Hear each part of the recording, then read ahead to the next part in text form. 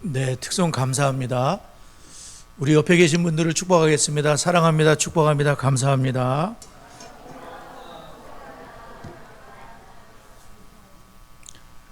네, 민수기 6장의 말씀으로 우리 자녀들의 이름을 부르면서 축복하도록 하겠습니다. 시작. 여호와는 다니와 성은이에게 복을 주시고 다니와 성은이를 지키시기를 원하며 여호와는 그의 얼굴을 다니와 성은이에 비추사 은혜 베푸시기를 원하며 여호와는 그 얼굴을 다니와 성은이에 향하여 드사 평강 주기를 원하노라. 그들이 이같이 내 이름으로 이스라엘 자손을 축복할지니 내가 그들에게 복을 주리라. 네, 감사합니다. 저희들이 3월달 부르심 예레미야 성경을 통해서 하나님의 부르심에 대한 공부를 계속하고 있는데요. 오늘은 네 번째 시간으로 이제 긴 성경 예레미야 31장 전체를 읽었는데 소리내서 읽는 게 참 좋은 것 같습니다. 하나님의 약속을 기쁘게 소망하라. 오늘 저희들이 이 말씀을 보면서 하나님의 회복의 위로의 그런 장이라고 볼 수가 있거든요. 그런데 우리가 회개라고 할 때에 어떤 생각이 들까요? 회개 그러면 여러분 뭐 같습니까? 회개. 예? 네. 회개라고 하면 이제 어떤 생각들이 들잖아요. 메타노이아 혹은 슈브라는 단어를 쓰는데요. 이게 무슨 의미일까요? 먼저 우리가 회개가 아닌 거는 뭔지 여러분 아십니까? 회개가 아니라고 할 때 뭘까요? 회개가 아닌 것은 단순한 죄의 뉘우침 혹은 단순히 후회하는 것, 때로는 눈물까지 흘리지만 변화가 없는 것, 이것은 회개가 아닙니다. 진정한 회개는 후회 또 뉘우치고 뿐만 아니라 마음과 생각이 바뀌어서 행동의 변화까지 일어나는 방향전환이라고 볼 수가 있습니다. 그리고 하나님과의 관계가 회복이 되는 거죠.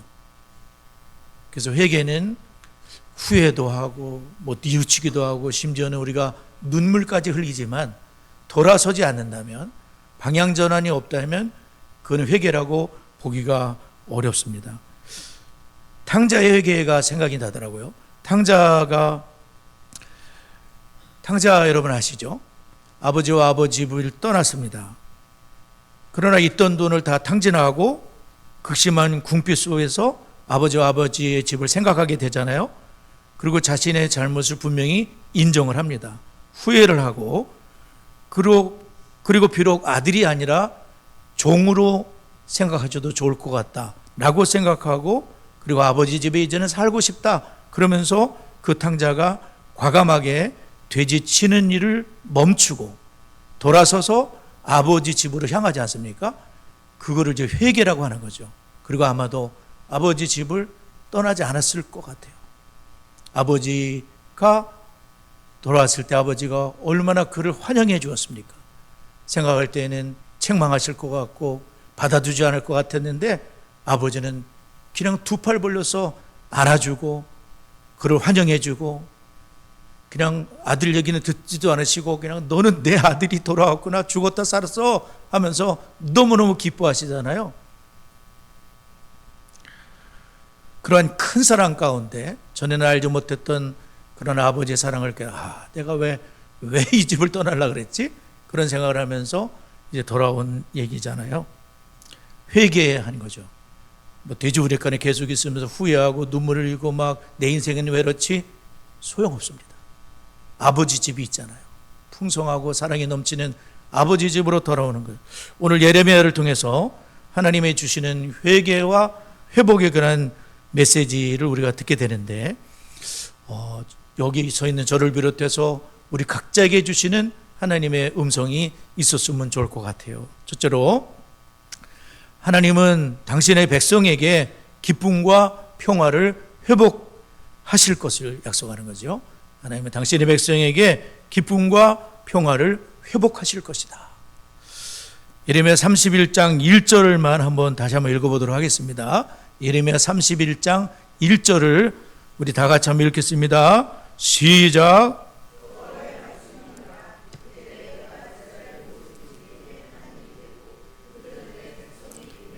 네, 하나님이 이스라엘의 모든 종족, 북이스라엘뿐 아니라 남유다를 통틀어서 12지파의 종족의 하나님이 되어주시겠다. 그들은 내 백성이 될 것이다. 하나님이 회복에 대한 약속을 하시거든요. 여러분, 우리가 지금 탕자의 이야기를 시작했는데 하나님을 가리키는 탕자 아버지는 하나님을 비유하잖아요. 그 아버지는 어떤 분이셨습니까? 아버지를 거역하고 아버지를 배신하고 아버지가 싫다고 아버지가 버젓이 살아계신데 내 몫에 재산을 달라고 해서 아버지를 떠나버린 그 아들을 어떻게 아버지는 대했죠? 괘씸한 놈 그랬습니까? 화가 나서 호적에 파버리겠다고 그랬습니까? 이제는 너는 남남이야 라고 했습니까? 단 한 번도 그 아버지는 그렇게 하지 않은 것 같습니다. 아마도 탕자의 아버지는 아들이 집을 나간 그 순간부터 아들을 기다려왔을 거예요. 그게 하나님 아버지시잖아요. 괘씸하다 그렇게 하시지 않았잖아요. 하나님을 가리키는 그 탕자의 아버지는 집을 나간 순간부터 이 아들에 대한 그냥 불쌍히 여기는 마음으로 그냥 자기 그것이 아니라 그런 집을 나갔지만 여전히 너는 나의 사랑하는 아들인데 도대체 어디서 어떻게 지내고 있니 하면서 하여간 그렇게 생각하지 않았겠습니까? 돌아왔을 때 아버지의 반응을 보면 그냥 유대인들 아버지가 달려나가는 일이 없어요. 그런데 그 아버지는 달려가지 않습니까? 벌써 아버지가 먼저 알아차리고 저 아들이 돌아왔다 그러면서 그냥 끌어안고 입을 맞추고 그리고 목욕을 시켜주고 옷을 입히고 신발도 안 신고 있어. 발에 신을 신겨줘. 할렐루야. 신발도 안 신고 있는 거예요. 신발을 신겨주고 반지를 끼워주고 아들이라고 하지도 마세요. 아버지 그냥 듣지도 않으셔요. 그리고 그 아들을 좋은 옷을 입혀주고 아들이 돌아왔다면서 동네방네 소문을 내고 잔치를 벌이자. 그렇게 하나님의 사랑이라는 것은 아버지의 사랑이 그랬습니다. 그렇다면 이제 바벨론 포로 직전에 있는 유다 백성들 BC 586년에 이제 바벨론에서 멸망받기 직전인 아수르는 BC 북이스라엘은 BC 722년 전에 이미 멸망을 당했고 이제 남유다도 멸망당하거나 멸망당이 직전의 상황인 거예요. 이제는 70년의 포로기가 기다리고 있는 상황에 하나님은 심판만 말씀하지 않고 하나님은 회복에 대한 말씀을 하는 거예요. 하나님은 바벨론 70년으로 영영인 너희들을 버리는 거 아니다. 우리 아버지와 하나님과 남남이 되는 게 아니다. 너희는 영원한 사랑으로 너희들을 사랑하였기 때문에 인자함으로 너희를 인도해 오지 않았느냐. 너희들을 버리는 거 아니다. 너희들을 징계할 수밖에 없는 상황이지만 너희들을 돌아오겠다고 하나님의 그 회복의 메시지, 내가 이렇게 하겠다, 내가 이렇게 하겠다, 내가 이렇게 하겠다. 읽어보니까 계속 그 말씀이 나오대요. 그렇죠? 내가 포도원을 세울 거다, 내가 너희를 돌아오겠다, 내가 할 것이야. 하나님께서 천지를 두고 약속하지 않습니까? 하늘을 측량할 수 있냐, 땅 밑을 측량할 수 있냐, 그것을 할 수 있다면 내 언약이 바뀔 것이다. 절대로 할 수 없는 일이거든요. 하나님이 그들을 향한 사랑은 영원한 사랑, 우리를 향한 사랑도 영원한 사랑인 줄 믿습니다. 아니 심판받는 그 와중에도 하나님은 너희들 향한 진짜 마음이 뭔지를 알아야 된다고 하나님 말씀하고 있는 거예요. 그리고 반드시 회복시켜 줄 것이다. 하나님의 징계, 하나님의 심판의 목적이 뭔지를 우리는 알게 되는 거예요. 그 목적은 싫어 버리는 것이 아니라 하나님의 징계의 목적은 그들을 고난이라는 풀무풀 속에서, 고난이라는 70년의 고난을 통해서 그분들을 교육하시려는 목적이 있었던 거예요. 800년, 850년 출애굽 때부터 예레미야 시대 때까지 800년 동안 얘기를 했어요. 선지자를 통해 800년을 얘기했는데 듣지를 않습니다. 하나님을 등지고 하나님의 말씀 싫어요. 하나님을 등지고 그들은 우상을 숭배하지 않았습니까? 우상을 숭배했습니다. 우상이야말로 가나안 땅에 갔더니 그들이 꽤 잘 살고, 우상이야말로 행복을 줄 것 같고 만족을 줄 것 같고 기쁨을 줄 것 같고 뭔가 그럴듯해 보이는 거예요. 우상이라는 것이. 세상에 우리가 살면서 우리는 이제 예배 마치고 세상으로 나가지 않습니까? 그런데 그 세상은 끊임없이 우리를 세뇌시킵니다. 뭘 세뇌시킬까요? 하나님 아버지로부터 눈을 돌리도록, 당자처럼 아버지 집이 별 볼 일 없어. 그저 돈이 제일이지. 돈 갖고 튀자. 그거 있으면 행복할 것 같아. 허랑방탕하면서 그러면 아주 재밌을 것 같아. 결과적으로는 비참한 돼지 먹는 쥐엄 열매를 먹으면서 그런 상황이 있지 않았습니까? 아버지 집에 돌아왔더니 이전에 알지 못했던 그런 기쁨이 있는 것을 이제 알게 됐단 말이죠. 여러분, 세상에서 우리를 뭐를 계속 세뇌시켜주죠? 일주일 동안 끊임없이 세뇌시키는 것은 황금의 우상입니다. 돈의 우상이죠. 뿐만 아니라 쾌락의 우상, 어떤 때는 취미의 우상도 있을 것이고, 어떤 분은 자기 자신이 우상이 되어서 절대로 자신을 꺾지 않습니다. 하나님이 어떻게 말씀하시든 자신을 꺾지 않는 자기의 우상, 하나님 없이 살 수 있다고 생각하게 만드는 모든 것들은 우상이지 않겠습니까? 그렇다면 여러분, 하나님을 떠난 인생이 과연 행복하고 만족하고 부족함이 없는 인생일 수 있을까요? 끊임없이 비교하면서 저 집엔 이만큼 모아놨는데 우리는 요만큼밖에 되지 않고, 저 사람은 저렇게 화려한데 나는 그만큼 되지도 않고, 끊임없는 비교 속에서 만족이 없습니다.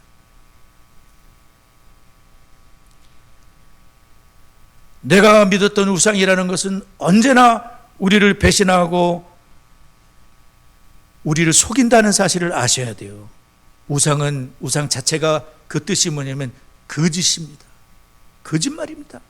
평생을 우상 보며 살았는데 알고 봤더니 헛살았네, 잘못 살았네, 거짓, 미혹한다는 것이죠. 그리고 실체가 없습니다. 성도 여러분, 우리가 과연 이 세상으로 만족할 수 있을까요? 우리 인간이 얼마나 큰 존재입니까? 예수님께서는 우리에 대해서 뭐라고 그러셨냐면은 한 사람이 천하보다 귀하다 말씀하셨잖아요. 여러분, 한 사람 한 사람은 천하보다 귀한 분들이라는 거잖아요. 그러면 여러분, 우리 한 사람 한 사람은 천하를 줘도 만족할 수 없는 겁니다. 할렐루야. 우리는 천하가 내 것이 되어도 만족할 수가 없어요. 그런데 이 천하를 만드신 하나님만이 우리를 만족할 수 있는 분인 줄 믿습니다. 하나님은 천하를 만드신 분 아니요, 대단히 크신 분이니까 그분만이 우리를 만족할 수 있다는 거지요. 하나님이 나의 만족이십니다. 하나님이 나의 힘이시고, 하나님이 나의 능력이시고, 하나님이 나의 구원이시고, 하나님 나의 길이시고, 하나님 나의 축복이시고, 하나님이 생명 아니십니까? 하나님 품 안에 있을 때에, 하나님을 가까이 할 때에 하나님께서 우리의 만족이 되시잖아요.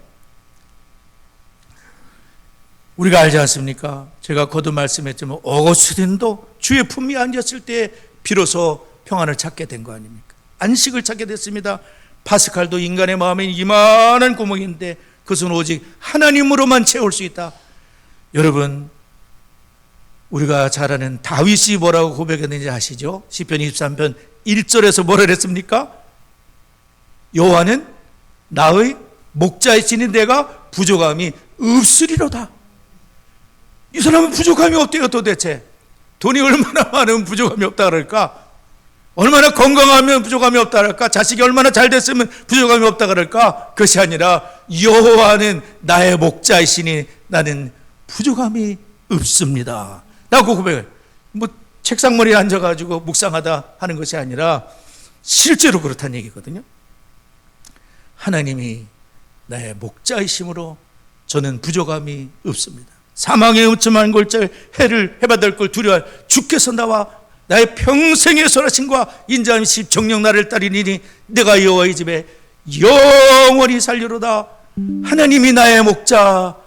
그러면 여러분, 하나님이 목자만 되면 무조건 부족함이 없습니까?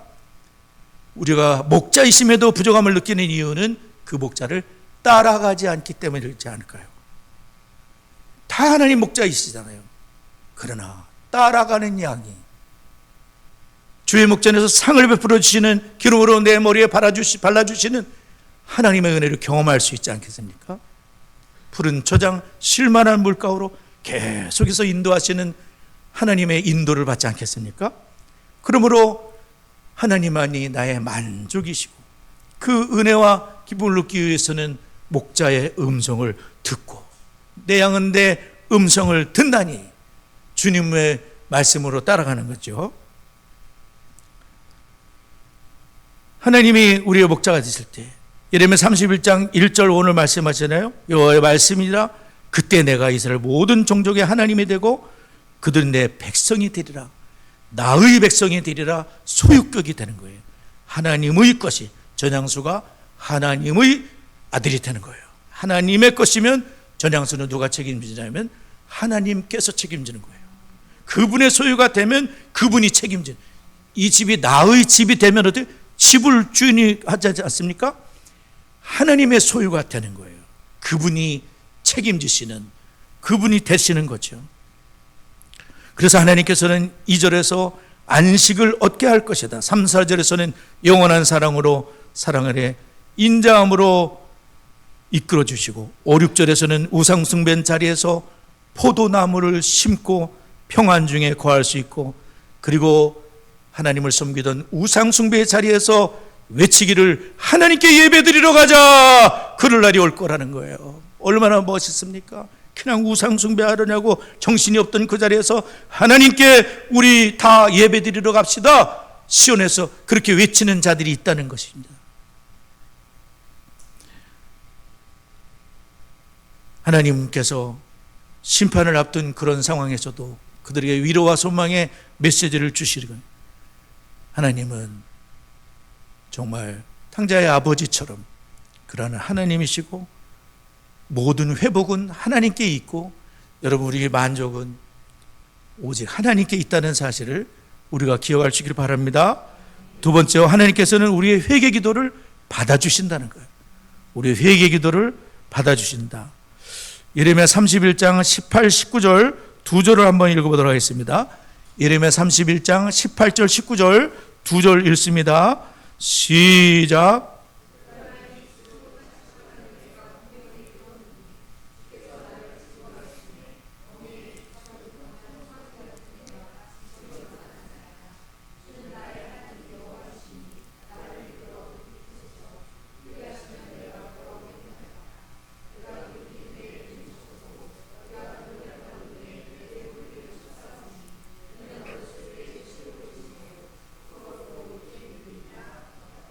네, 본문 15절에서 22절까지는 하나님의 징계와 회복이 동시에 나타나는 거예요.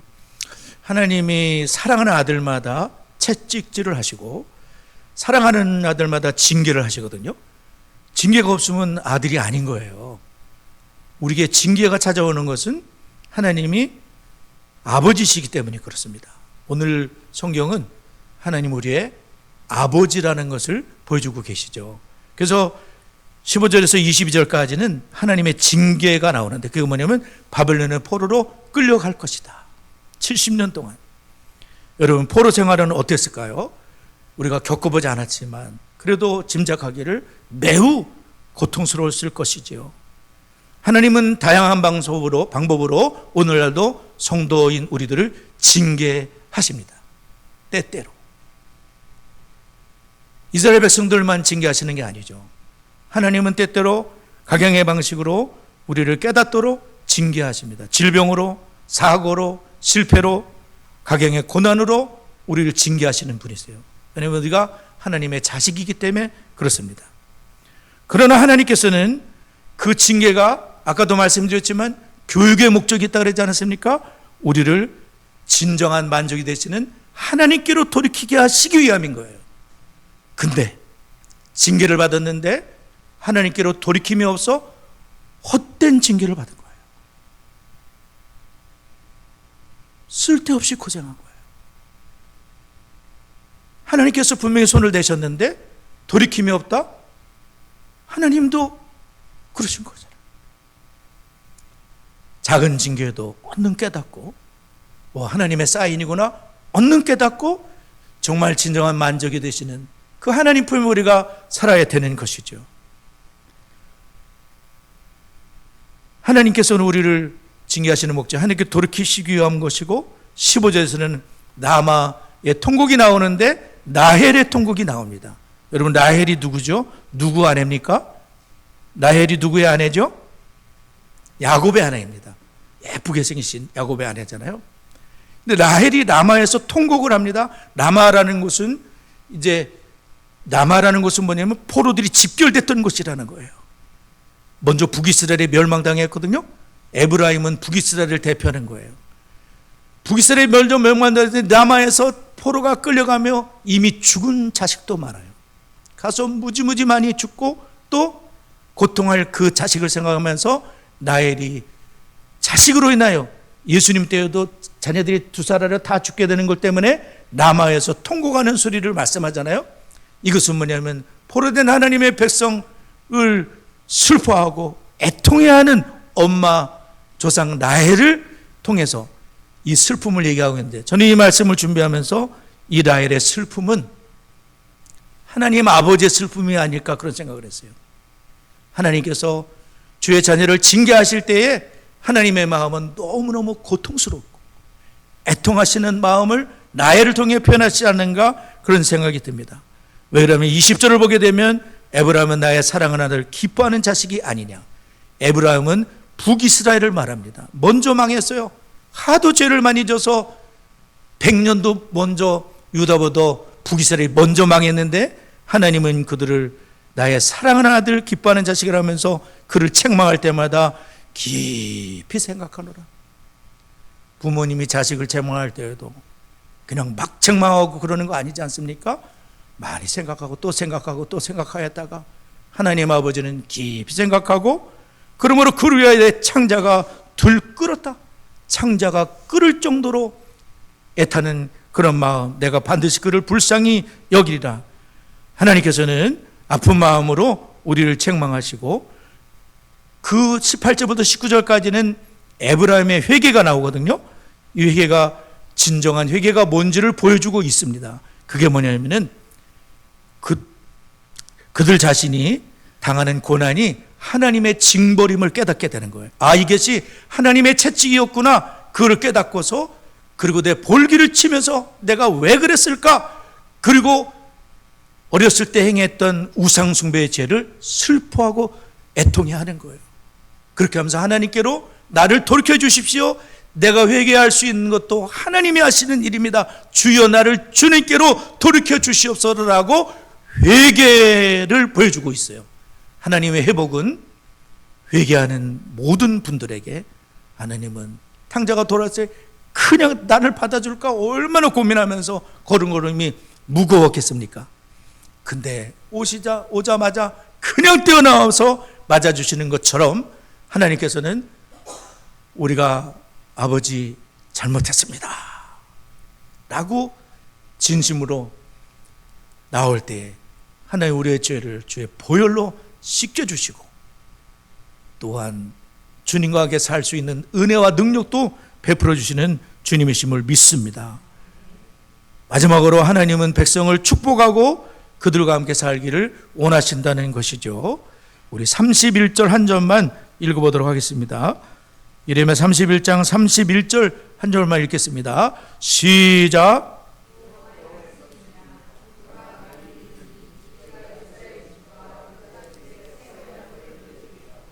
네, 하나님께서는 새 언약을 맺겠다 그렇게 말씀합니다. 하나님은 이스라엘 백성들이 출애굽에서 바벨론에서 돌아오는 것뿐 아니라 하나님은 새 언약을 맺으시겠다. 새 언약이라는 단어가 처음 등장을 하고 있습니다.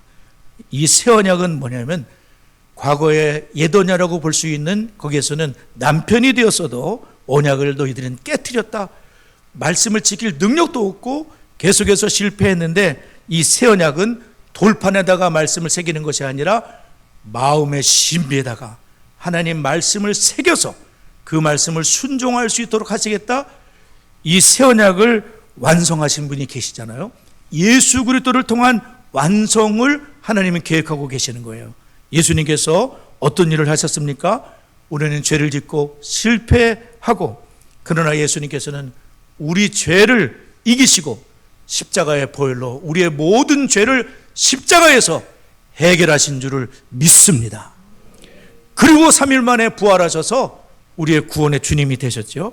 그리고 예수님이 승천하셨는데, 예수님 승천하신 다음에 누구를 보내셨죠? 예수님과 똑같은 영이 오셨습니다. 삼위일체 하나님이신 성령님이 오셔서 믿는 우리 속에 거하여서 우리가 하나님의 말씀을 듣고 그 말씀을 새길 수 있는 능력을 주시고, 또한 십계명의 말씀을 순종할 수 있는 능력을 성령께서 베풀어 주셔서 하나님과 동행하는 원래의 그 축복을 이룰 수 있도록 하나님이 모든 것을 준비해 놓으신 줄 믿습니다. 이제는 우리가 성령의 음성에 순종하고 하나님 말씀을 날마다 같이 읽고 듣고 묵상하고 공부하고 하나님 말씀을 새기고 가정에서도 새기고, 그렇게 할 때 원래 하나님이 계획하신 이 땅에서도 하나님의 만족을 누리며 사실 뿐 아니라 천국, 오늘 천국 찬송 많이 하더만, 천국의 소망 중에 살게 된 은혜가 있을 거예요. 여러분 800년 얘기도 안 들어. 우리도 똑같아요. 30년 얘기도 안 들어. 그러면 목자가 아니신 거지. 양인 우리가 진짜 만족을 누리기 위해서는 여호와는 나의 목자이시고, 수없이 거짓말 우상 숭배에 대한 얘기, 돈이 제일이요, 거짓말입니다. 주님이 제일입니다. 돈도 필요하죠. 주님이 우리의 목자가 되셔서 이 회복의 은혜를 누리는 우리 모두가 될 수 있기를 바랍니다. 말씀을 기억하며 잠시 기도하도록 하겠습니다.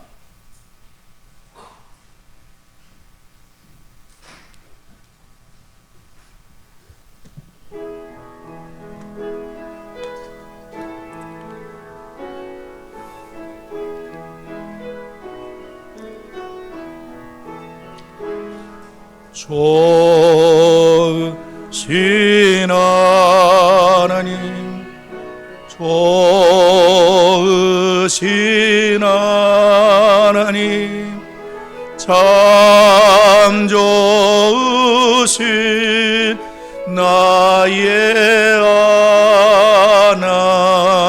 하나님. 우리의 기도를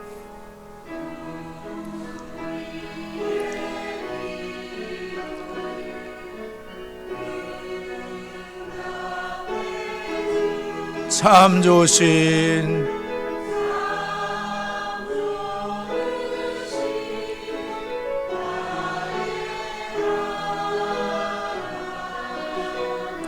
한없는 축복을, 한없는 축복을,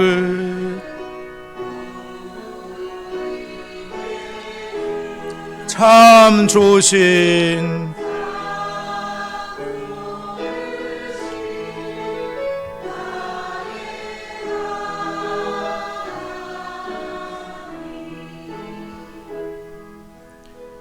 여러분, 오늘 하나님만이 만족이신 거 잘 알으셨죠? 네, 그분이 목자이실 때 만족이십니다. 이 하나님의 품으로 회개하고 돌이키시기를, 하나님 그걸 얼마나 하시면 70년 포로 늘 주셨을까요? 그들을 돌이키기 위해서는 그 일밖에 없는 거예요. 그리고 돌아와서 성전도 다시 짓고 눈물을 흘리며 회개하고, 그렇게 하지 않았습니까? 하나님의 징계가 있습니다. 회복도 있습니다. 하나님의 품 안에서 살기 위해서 특별히 새 언약을 주셨어요. 성령이 함께 하십니다. 과거는 지킬 수 없어 능력도 성령님께서 주십니다. 말씀 순종의 길을 주셔요. 이 은혜를 위해서 기도하시기 바랍니다. D6를 통해서 부모된 내가 주를 먼저 경외하고 내 자녀들이 구원받고 자녀들이 신앙 가운데 세워지도록, 또한 우리 아버지들이 가정에서 날마다 가정 예배를 드리면, 이 가정 예배는 야구로 말하면 홈런 치는 거래요. 신앙교육의 최고는 가정 예배입니다. 또 우리 자녀의 이름을 부르며 아무개가 구원받게 하시고 하나님을 경외하는 자식이 되게 해 주시옵소서. 하나님 앞에 이 시간 다 같이 합심하여 기도합니다. 아버지 하나님 감사합니다. 세상의 하나님 아버지, 거짓말, 우상에게 속지 않도록 하나님, 날마다 하나님만이 우리의 만족이 되심을 고백하며 하나님을 가까이 하고 하나님의 품 안에서 새하늘의 축복 가운데 살아가는 저희가 되게 해 주옵소서. 부모된 내가 먼저 하나님을 경외하는 자로 굳건하게 세워지게 해주시고, 내 자식이 구원받고 하나님 경외하는 사람들로 세워지며 아버지들에게 힘을 주셔서 우리 아버지들이 부족하지만 그래도 성경을 펼치고 가족들과 함께 예배를 드리며 가족의 예배를 세워나갈 수 있도록 하나님 도와 주옵소서. 하나님 아버지, 주님 사랑하는 자녀 다니와 성리를 기도합니다. 하나님 아버지, 주님을 경외하는 복된 자녀로 세워질 수 있도록 하나님만이 만족이 되는 심령이 되도록 우리 아버지께서 인도해 주시고 간섭하여 주옵소서. 세 번째, 네 번째 기도할 때에는 우리 자녀들만 168분의 1 자녀들만 신앙교육이 부족한 게 아니라 어른도 똑같습니다. 어른도 주일로 전 예배 드리고 끝입니다. 절대적으로 신앙교육이 부족합니다. 어른들 모두가 다 D6 커리큘럼을 배워야 됩니다. 역사해 주시도록 교회와 가정이 동역이 돼서 세대 간의 신앙 전조가 될 수 있도록, 담임 목회자가 이제 4월 중순이면 노회장 사명을 마치는데 기도해 주셔서 정말 감사드리고 마지막까지 주님께 합당하게 사명 감당하도록 12주간 토요 독서학회 시작이 됐습니다.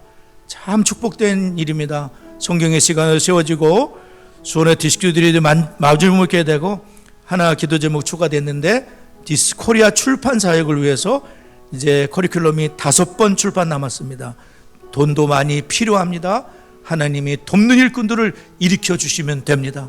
하나님이 역사해 주시도록 기도해 주시길 부탁드리겠습니다. 다 같이 기도합니다. 아버지 하나님 감사합니다. 모든 세대가 우리의 신앙의 교육이 부족합니다. 부모 세대, 조부모 세대, 자녀 세대 다 마찬가지입니다. 커리큘럼을 통해서 열심으로 배우게 해주시고 가정과 교회가 동경하는 은혜가 있게 하여 주시고 담임 목사가 소천의 사명을 끝까지 주께 합당하게 감당케 하여 주시고 토요 독서학교를 통하여 부모님과 자녀들이 성경의 세견으로 세워지게 하여 주시고 수원의 디스크들이 마중물 교회가 되며 디스코리아 출판 사역 가운데 끝까지 하나님의 뜻 안에서 바르게 세워지도록 돕는 일꾼을 일으켜 주시고 하나님께서 책임져 주시고 역사하여 주옵소서. 예수님의 이름으로 기도드리옵나이다. 아멘.